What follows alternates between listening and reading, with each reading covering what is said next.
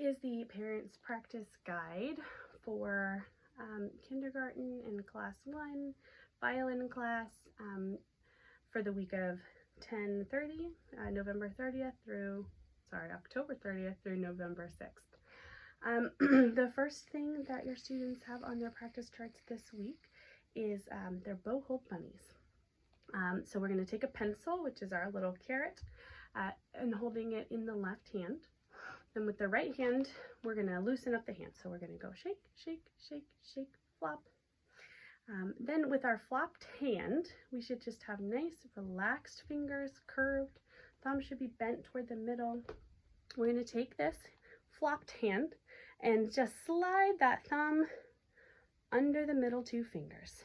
So we're making our bunny. This is the bunny's chin. His bottom teeth are here at the tip of the thumb. The middle 2 fingers are his really big front teeth. And then we have a curved ear and a floppy ear. So we're going to take our bunny and say, "Wake up, bunny." Bunny's going to turn over on his side. But remember, bunny is still sleepy and floppy.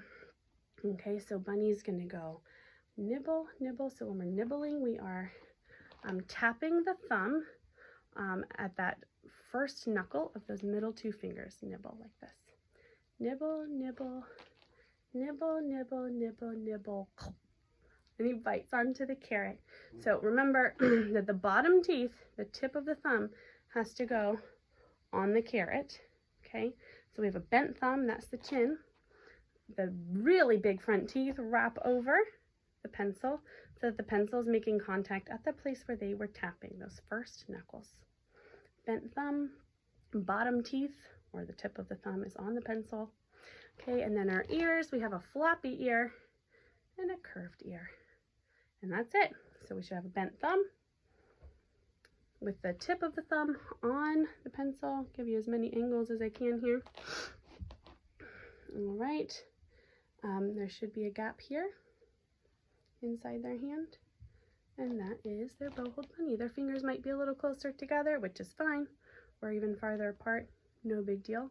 We're looking for that bent thumb. Middle fingers wrapped around, curved pinky, and the pointer finger a little bit on its side. Okay, so that's the bow hold bunny. That's all there is to it.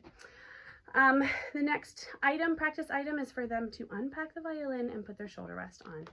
With unpacking the violin, the same safety procedures as last time, making sure that the violin case is on a flat and sturdy surface and that it's laid on its side. When they take the violin out, they need to hold it by the neck. And I've given them a little sticker on the violin and a sticker on the shoulder rest to help them figure out how to put it on. They may still need help. So here on the back of the violin, there's a little sticker, post-it note. This is the only kind of sticker that we'll be putting on the violin. So no regular stickers, but post-its are not sticky and they don't leave any residue on the instrument. So we have a little smiley face on the back of the violin and a little smiley face on the shoulder rest. So they can go smiley face, smiley face. That's the correct orientation. So now we're going to hook the smiley faces together, hook, and then we slide the bottom of the shoulder rest on. So we hook and slide, okay? All right, so that's the second item. Make sure that they are holding the violin by the neck, not setting it down, upside down on any surface. They should hold the violin by the neck. All right, so next they're going to point to all the parts of the instrument. So you will need to name the parts and then they can point to them. So this is the scroll at the top here. That's the scroll. We have the tuning pegs, and this is the peg box in here. Here at the top of the fingerboard, there's this bump. That's the nut. So the nut, the black is the fingerboard. These are the strings, and this is the neck. Then we have the bridge here. This is the tailpiece here. Underneath the tailpiece, there is this little black part. That's the saddle. And then we have this bump. That's the button. Let's see, we also have the chin rest. And then this is the back of the instrument. This is the top. On the top, we also have these F holes.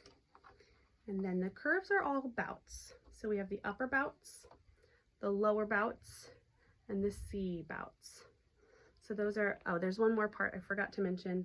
Your student has on their tailpiece, they have 4 little tuners, and those are called the fine tuners. I only have 1. Your student's instruments have 4. Okay, so that's item 3. So item 4 is singing the rest position song and holding the violin in rest position. So the violin goes under their right arm, like so, and their feet should be together. And we're going to sing the rest position song to the melody of Twinkle Twinkle. So we have rest position, feet in line, scroll out front, that's mighty fine. Check your bridge, 'cause it should be pointing out at you and me. Now it's time to take a bow. 1 and 2 and 3, that's how. So with the bridge, I know it was hard to see, but you want to make sure that they are not pressing down on the bridge with their arm. And with the bow, make sure they smile and then bow. Okay, then we're going to move into playing position. So we do have one new step to playing position, which is that they're actually going to take their hand away from the instrument and then put their hand back. So this goes like this. We have our playing rest position feet to playing position feet. So we're going to go zip, step, sway, so that we get our balance evenly distributed between our feet. Then we have Mr. Snappy.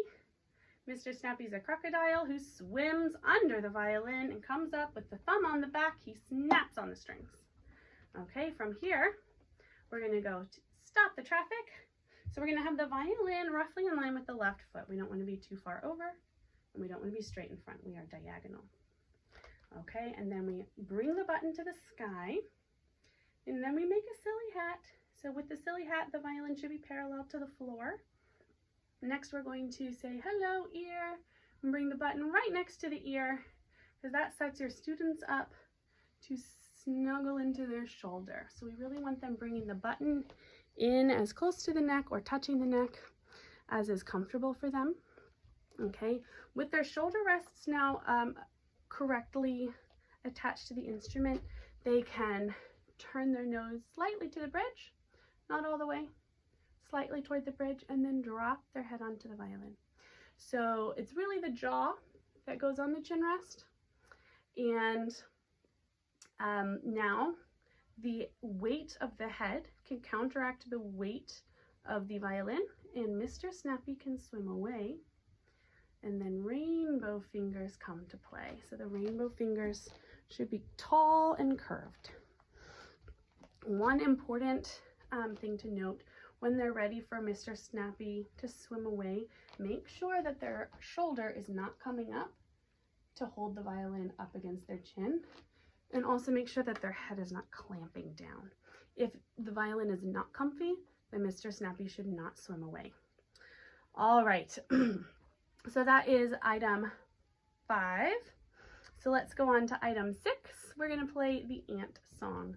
So we are going to play pizzicato. We need thumbs down, and the thumb goes against the side of the fingerboard, like so, against the side of the fingerboard, and the pointer finger will pluck. So we have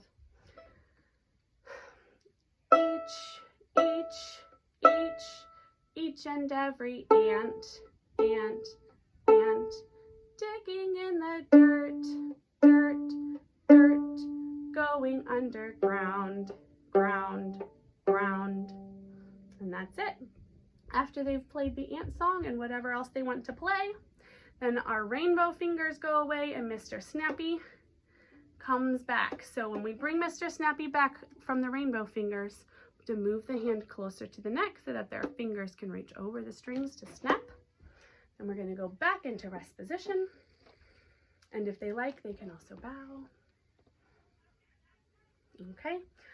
The last item is for them to put their violins away. Of course, they need to take their shoulder rest off. That's the first thing. A lot of them are asking me how to get it off because the feet are non-skid, they're non-slip. So I've been telling them that they're going to use their thumb to slide it like a snail. It will go slowly, and that's okay. And just slide it until it comes off. Okay, and then they need to wipe their violin off with the cleaning cloth. So they should have a cleaning cloth in their violin case. You're going to wipe the strings. You're going to wipe under the strings, all around the top and the chin rest. We'll wipe the back and the neck, and then they can pack up their instrument. And that's it. Happy practicing.